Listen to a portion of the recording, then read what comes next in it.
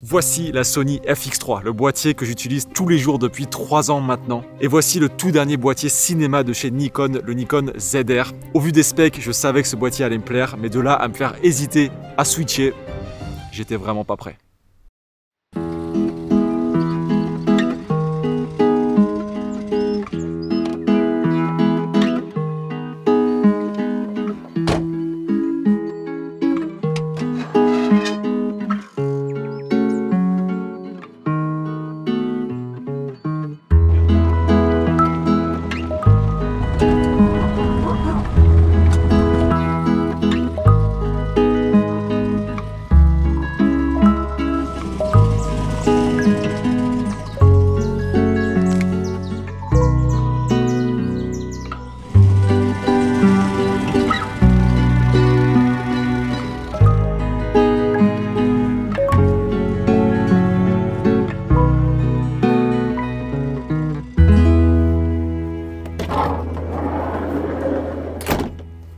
Bon, je sais même pas par où commencer. Nikon m'a prêté cette bête pour que je la prenne un peu en main et pour que je vous dise ce que j'en pense. Je vais comparer ce ZR à la FX3 parce que je sais que vous êtes nombreux à avoir la FX3 ou alors peut-être que vous hésitez à la prendre. On sait tous que la FX3 est sortie il y a 4 ans et que c'est pas comparable, mais je vais les comparer quand même, ok? Parce que pour moi, ce sont deux des meilleures caméras hybrides de la gamme ciné sur le marché à l'heure actuelle. Cette caméra, c'est le premier boîtier qui est signé Nikon et Red. Vous savez que Nikon a racheté Red l'année dernière. C'est le premier boîtier qui est né de cette union. Généralement, j'aime bien parler des prix à la fin des vidéos review, mais là je vais en parler au début tout simplement parce que il y a une différence incroyable de prix entre les deux boîtiers. Le ZR, il sort à 2349 €, là où la FX3, elle est toujours à 4700 €, soit exactement 2 fois plus cher que le Nikon ZR. Maintenant, on va voir si ces deux caméras sont quand même comparables malgré cette différence de prix notable. Allez, c'est parti, on fait la classique. Pas trop de sécurité, mais ça va être joli. Allez, c'est parti.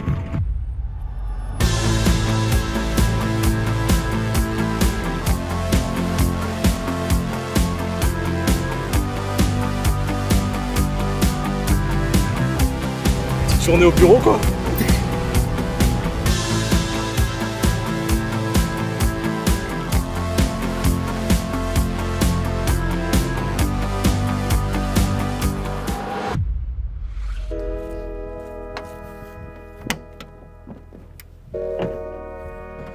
Ok, on va parler ergonomie. Le plus gros point positif sur ce Nikon ZR, c'est cet énorme écran qui fait 4 pouces.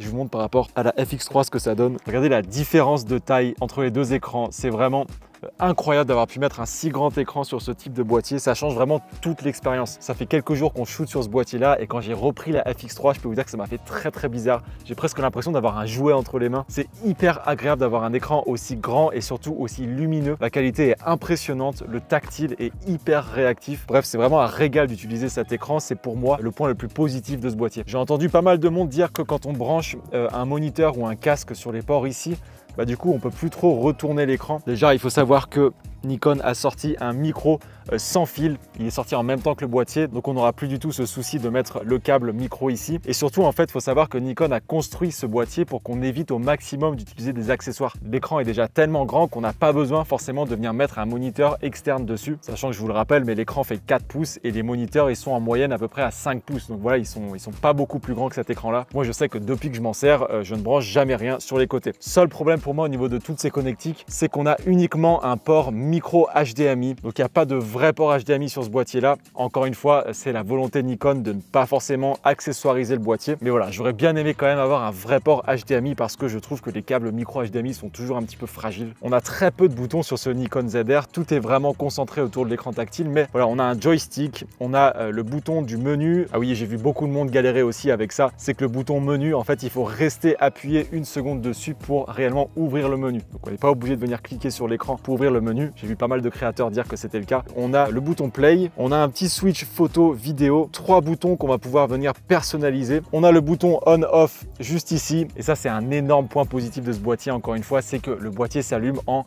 une demi-seconde. C'est exceptionnel à quel point ça va vite. Seul gros point négatif pour moi niveau ergonomie, c'est que on n'a aucun grip sur ce boîtier là. Donc ça je comprends pas forcément pourquoi ils ont fait ça parce que vraiment c'est tout droit, il n'y a aucun grip. Moi j'ai rajouté une cache de chez Small Rig pour pouvoir avoir un grip conséquent. Voilà, c'est pas non plus le meilleur du monde, mais bon, c'est toujours mieux que d'avoir quelque chose de très droit. Pour moi, c'est le point négatif de ce boîtier-là. Autre chose un peu bizarre, c'est qu'on a 15 slots de carte SD qui se situent dans la batterie. Donc ça, c'est pas ouf, surtout quand on vient accessoiriser le boîtier. Si on met un Ronin par exemple, on va pas pouvoir ouvrir le petit cache de la batterie. On va uniquement pouvoir mettre des CF Express type B dans ce boîtier-là. Et il y a aussi un port de micro SD. Donc voilà, on va pas pouvoir mettre de CF Express type A ni de carte SD, on va dire normale. On n'a pas non plus de pas de vis sur le boîtier. Donc moi, j'en ai forcément avec la cage, mais il n'y en a pas directement intégré dans le boîtier. Donc ça, c'est un inconvénient par rapport à la FX3 qui a plusieurs pas de vis sur le dessus, sur le côté. Donc ça, c'est quand même un point positif pour le Sony.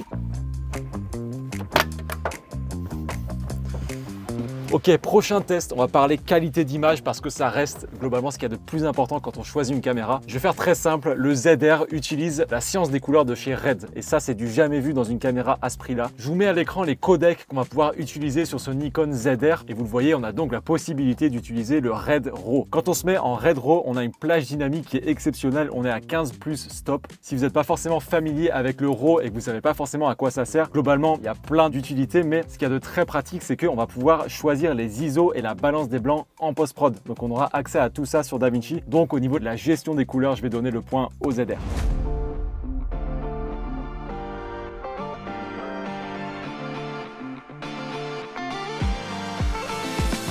Bon alors ce ZR que j'ai ici, c'est pas le mien malheureusement, c'est Nikon qui me l'a prêté pour que je vous fasse cette vidéo, mais il y a de très grandes chances pour que je me le prenne aussi, que je l'achète parce qu'il est tout simplement exceptionnel, vous le voyez à travers cette vidéo. Mais il y a une seule chose sur laquelle j'étais vraiment réticent et c'est les optiques. Tout mon parc optique, il est chez Sony et du coup, c'est un problème. Si je veux passer chez Nikon, ça voudrait dire acheter tous les objectifs de chez Nikon. Et justement, quand j'ai parlé de ça à IPLN, ils m'ont sorti un produit qui a tout changé pour moi.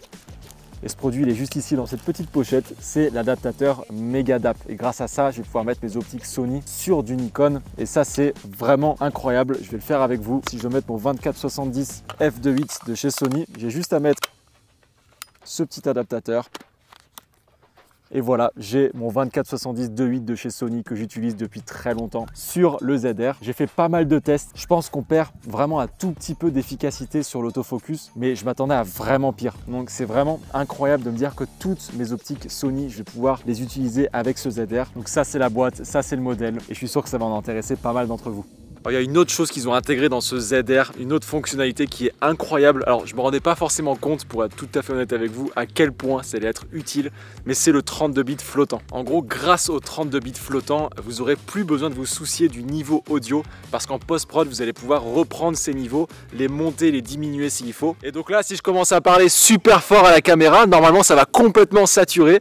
Et là, si je me mets sur DaVinci, que je viens baisser les niveaux, vous allez voir que tout d'un coup, on entend beaucoup mieux, ça sature pas du tout et c'est ça qui est exceptionnel avec le 32 bits flottant. L'inverse est aussi possible, donc si je commence à parler tout doucement et que les waveforms sont vraiment tout petits, et même si je commence à chuchoter, normalement on va pouvoir rehausser les niveaux et vous m'entendrez super bien. Donc c'est hyper agréable de ne plus devoir vraiment regarder les niveaux audio sur le boîtier. On sait que dans tous les cas, ce sera exploitable et qu'on pourra récupérer tout ça en post-prod. Donc le 32 bits flottant, j'adore. Bon, on se situe une semaine après les images que vous venez de voir. Et entre-temps, j'ai eu le temps d'amener cet appareil avec moi sur plusieurs tournages. Et je sais pas, je vais être honnête avec vous, j'ai un petit peu changé d'avis. Je vais vous expliquer pourquoi. Le format Red RAW, il est exceptionnel. Vraiment, ça faisait longtemps que j'avais pas pris autant de plaisir à étalonner des plans. L'image est sublime, je sais pas, il y a vraiment une image qui est douce, les couleurs sont vives et naturelles. Je sais pas, vraiment, j'ai pris beaucoup de plaisir à bidouiller tout ça sur DaVinci. Mais le gros problème, c'est que j'ai vraiment sous-estimé la place que ça allait prendre. Pour vous aider à vous rendre compte un petit peu, en format Red RAW à 4K 25, on se situe à peu près 730 mégabits par seconde. Pour vous aider à comparer, sur la FX3, on est sur du 100 mégabits par seconde. Donc, sur le ZR, ça va prendre 7 fois plus de place que sur la FX3. Et si vous décidez de faire un petit peu de ralenti, donc on se met en 4K 50, là on passe sur du 1450 mégabits par seconde. 14 fois plus grand que sur la FX3. Donc inutile de vous dire qu'il va vraiment falloir s'équiper en termes de stockage si vous voulez shooter en Red RAW. Quand je fais une vidéo comme celle que vous venez de voir, ça me dérange pas du tout d'avoir des fichiers qui sont lourds parce que je sais que c'est important, que je vais pouvoir faire une magnifique colo. Mais voilà, si je filme une vidéo YouTube, comme ici par exemple un face caméra,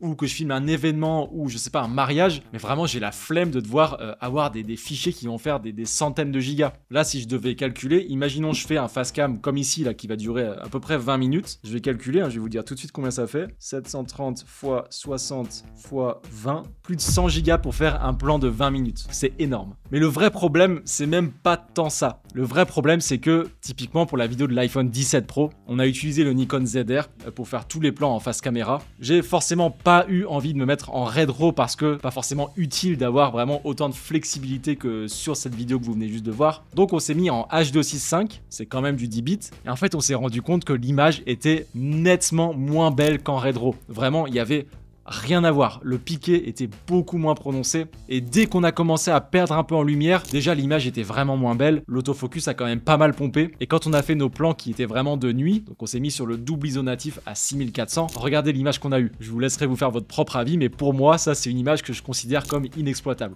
J'ai pas pu utiliser ces plans là dans ma vidéo, donc je savais qu'à ce prix là, je le répète, 2350 €, il y allait avoir des concessions à faire. Sur le papier, c'était vraiment le boîtier, j'ai envie de dire le boîtier parfait. Honnêtement, ça cochait toutes les cases. Mais à ce prix-là, on peut pas s'attendre à avoir le boîtier parfait. Donc si je devais prendre du recul sur ce boîtier, je dirais que ce Nikon ZR, je vais vraiment le qualifier de boîtier révolutionnaire. Révolutionnaire par, déjà, cet écran qui est tout simplement pour moi le meilleur écran que j'ai vu sur un boîtier. Je vais avoir beaucoup de mal à retourner sur l'écran de la FX3, je vous le dis. Déjà là, je l'ai reprise un petit peu en main. J'ai vraiment l'impression que c'est un jouet. C'est trop bizarre la sensation, mais vraiment on va vite s'habituer à avoir des écrans de cette taille-là. Ça change toute l'expérience, vraiment. Le RAID RAW, c'est une folie, honnêtement. Les images que vous avez vues au début de cette vidéo, j'ai pris un plaisir fou à les étalonner. Le 32 bits flottant, ça aussi, c'est pépite. Plus besoin de vérifier les niveaux audio toutes les 3 minutes. Honnêtement, ça, c'est vraiment une feature que j'adore. Mais voilà, le gros bémol sur ce boîtier-là, c'est que le RAID RAW, ça prend de la place et surtout le H265, il est moins performant. Après, encore une fois, je le répète une dernière fois, il faut prendre en compte le fait que c'est un boîtier à 2350 €, 2 fois moins cher que la FX3. De toute façon, ce qu'il faut se dire, c'est que sur n'importe quel boîtier à l'heure d'aujourd'hui, ils ont leurs points positifs, ils ont aussi les points négatifs. Il faut juste savoir pour vous, votre utilisation, ce qui est primordial d'avoir. Donc, est-ce que j'ai aimé shooter avec ce boîtier? Énormément. Est-ce que je vais switcher vers ce Nikon ZR? Toujours pas. Je suis incapable encore de me séparer de ma FX3. Par contre, je vais très certainement me procurer un de ces boîtiers, parce que celui-là, il faut que je le rende à Nikon, malheureusement. Mais j'ai tellement aimé shooter avec dans ce profil RAID RAW, et je veux vraiment continuer de profiter de cet écran incroyable. Donc, voilà. En tout cas, votre avis m'intéresse énormément. Dites-moi ce que vous pensez de tout ça dans les commentaires. Moi, je vous dis à la semaine prochaine pour une prochaine vidéo. Encore. On est chaud en ce moment. Prenez soin de vous. Ciao, ciao.